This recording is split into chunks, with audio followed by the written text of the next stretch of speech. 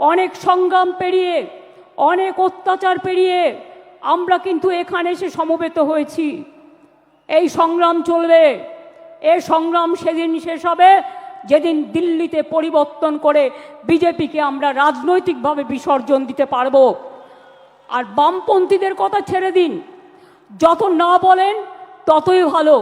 Social নেটওয়ার্কের টাকা খরচা করে বসে আছেন, বেঁচে আছেন, বলছে যারাই যাচ্ছে শহীদ দিবসে সবাই নাকি চোর ডাকাত।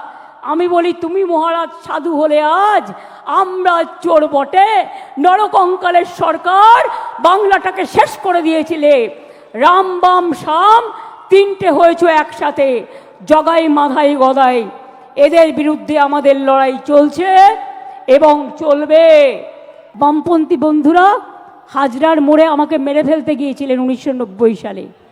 আমার মাথা ফাটিয়ে চৌচির করে দিয়েছিলেন, আমার শরীরটা সারা শরীরটা ভেঙে দিয়েছিলেন মারতে মারতে মারতে। শুধু এক্সারসাইজ করি বলে আর হাঁটি বলে আজও আমি শক্ত হয়ে দাঁড়িয়ে আছি।